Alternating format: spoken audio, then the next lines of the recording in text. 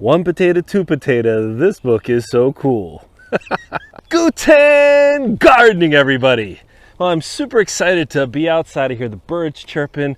We're about to get to 60 degrees here at the beginning of March in Zone 5, Wisconsin.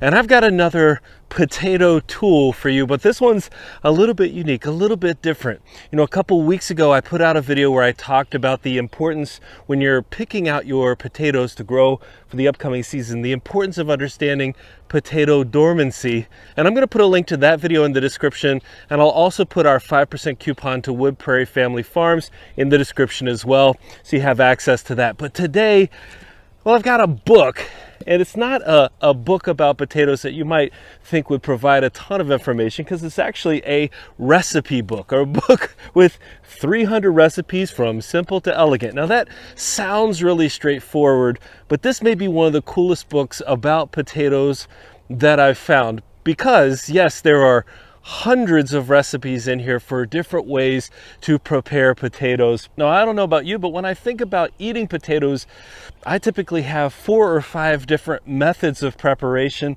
I would say roasted, I would say mashed. Those are the 2 common ones, but a book like this provides so many options, so many alternatives. I'm going to share a couple of the recipes in here, a couple that I really like. But in addition to being a really awesome recipe book, there's some other cool stuff in here that I think you want to consider when it comes to determining which potatoes you're going to be growing. Now, of course, I'm not going to spoil everything in here. If you want to get a copy of One Potato, Two Potato, I'll put a link in the description. I'm not sponsored by this or anything like that, but I want to show you a couple things that you should keep in mind, that you should consider when it comes to picking your potatoes for next season. You know, right behind me, we have our Ruth Stout bed, and this is about 25 square feet. And this is going to be our 5th season growing in this bed, but that's not a ton of space. And so when it comes to making sure I'm picking the potatoes that serve the purpose that I want, I mean, given how small our property is, I have to be careful. So let's take a look at another factor. In addition to the dormancy factor that I talked about before, let's take a look at another factor that this book addresses. Now, what better place to talk about our potatoes than right beside a bed where we've grown a ton of potatoes, our 6x6 keyhole bed. Now, one thing I want to make very clear, we have grown a ton of different varieties of potatoes here at Guten Gardening, and some of them we like more than others, some produce better than others, but I will never say that, hey, a potato is a potato is a potato, because that is definitely not the case. There are so many different textures, so many different shapes, sizes, colors, and all that, and so many different tastes, the flavors of potatoes, that you have to understand when picking the type of potato you want to grow, there's a lot more that goes into it than just saying, well, will this grow well here?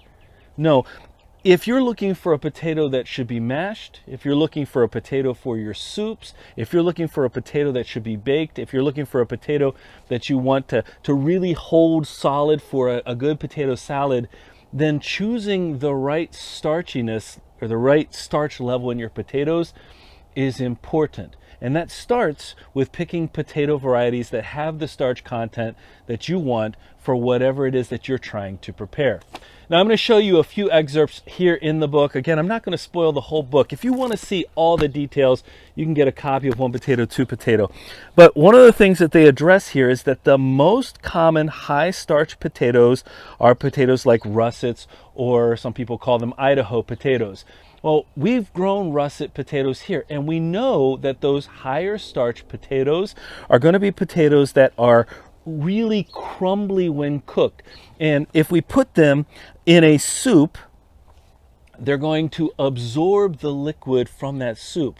And so a high starch potato will be one that can create a creamier kind of soup. As an example, a high starch potato is one that is going to dry out really nicely, become really nice and fluffy when you bake it. So that's your russet. So if I'm looking for a potato in my soup that I really want to maintain form and not break apart and not disintegrate over time, I'm not going to be growing necessarily a high starch potato. So that's a piece of what I'm talking about when I say that understanding the starch level is important. One way that this book describes the starchiness of a potato is that the high starch potato could be considered to be a thirsty potato, meaning that it's ready to absorb the things that you're putting around it. So it's going to absorb a lot of flavors.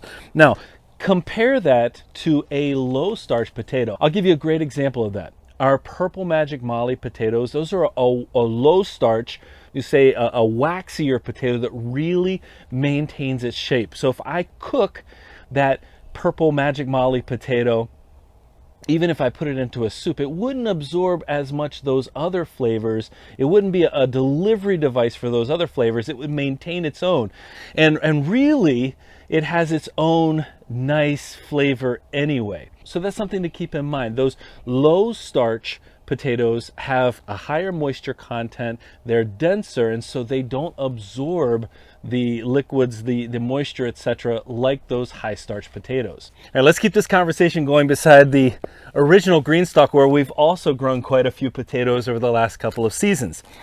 And so there are potatoes that fall somewhere in the middle of that as well, sort of a medium starch type of potato.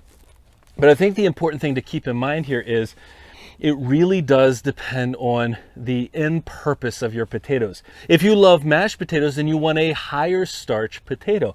The higher starch potato is going to be one that'll fluff up a little bit. It doesn't have that density, and so it's actually going to cook through, and you don't end up with a really well done outside and then the inside not really being there. And plus, those low starch potatoes, I mean, we've made mashed potatoes from them.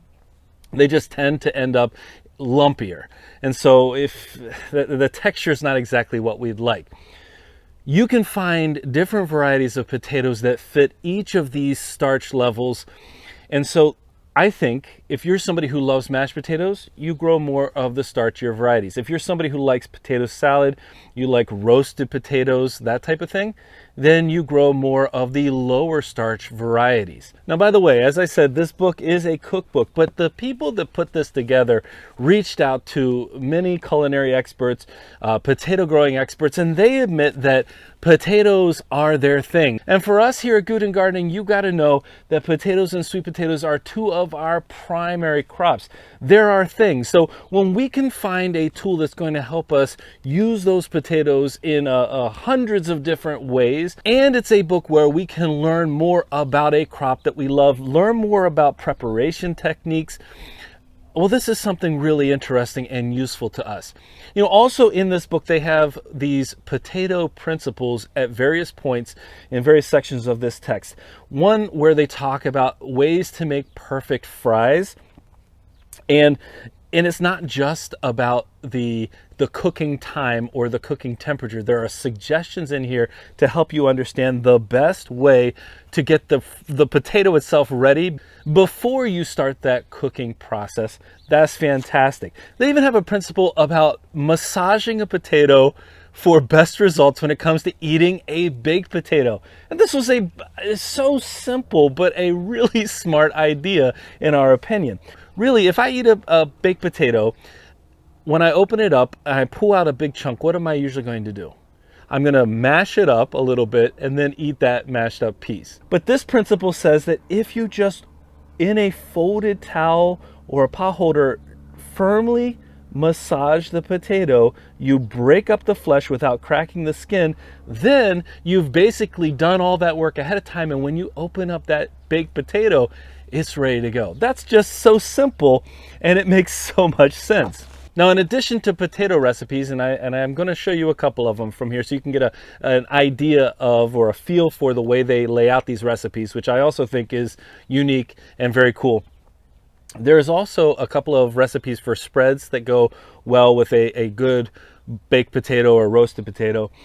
And they have some sweet potato recipes in here. Now, they fully acknowledge that potatoes and sweet potatoes are not from the same family, but because so many people who enjoy potatoes also enjoy sweet potatoes, they've thrown some really amazing sweet potato recipes in here as well. So you keep that in mind when it comes to a text like this, that there's more there than just potato recipes, as if that weren't enough. So please understand, before I show you a couple of these recipes, that my primary purpose in today's video is to get you thinking about the starch level of potatoes and the usefulness of a tool like this when it comes to thinking about that. Because when we consider potatoes, a lot of times we just limit ourselves to what is available at our local nursery, or we don't think fully about all the aspects of growing potatoes that we need to consider when it comes to the end result. And the end result is we want to eat them and enjoy them the way we want to eat and enjoy them, the way we prefer them. And so we've got to pick the right potatoes for that purpose. Now, a couple of recipes from here that are absolutely fantastic. One of my favorite recipes in here is the Spanish potato omelet, or tortillas de patata.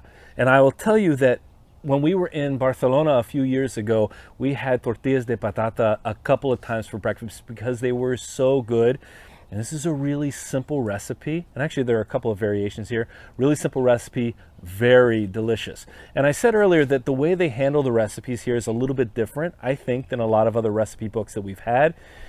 For one, because they give time to describing or giving some insight into the recipes or providing some suggestions to the recipes ahead of time. In this case, on the alternative recipe, they even address the fact that they talk to Penelope Casas, who's a Spanish cooking authority, and they talk about the different techniques that are recommended in order to create a really delicious recipe.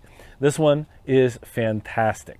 They also have a potato celery recipe in here that is so simple and so delicious and filling. One of the things that we have to consider, if we're going to grow a ton of potatoes, you don't ever want to get tired of what you're eating when it comes to what you're growing in your own garden.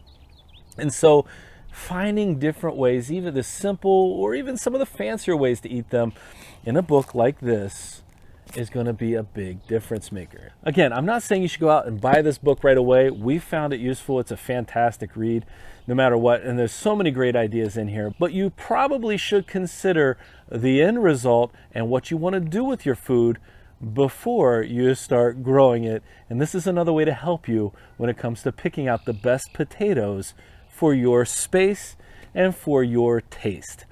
Well, again, I put a link to 5% off the Wood Prairie Family Farm. If you're trying to get some really nice organic seed potatoes with a great variety, great selection, you can get them there. Of course, you can always get them elsewhere as well, but we've got that in the description. I've also got a link to this book, One Potato, Two Potato, in the description in case it's something that sounds interesting to you that you might also use as a tool.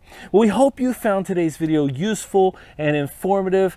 We're getting ready to come out here in the next month and a half or so and get some of our potatoes going, and so we want to encourage you to be thoughtful about the process just like we're trying to be. Hey, if you enjoyed today's video, don't forget to give us a like, leave us a comment, remember to share and subscribe, and most importantly, remember, when you're with us, you are good to grow.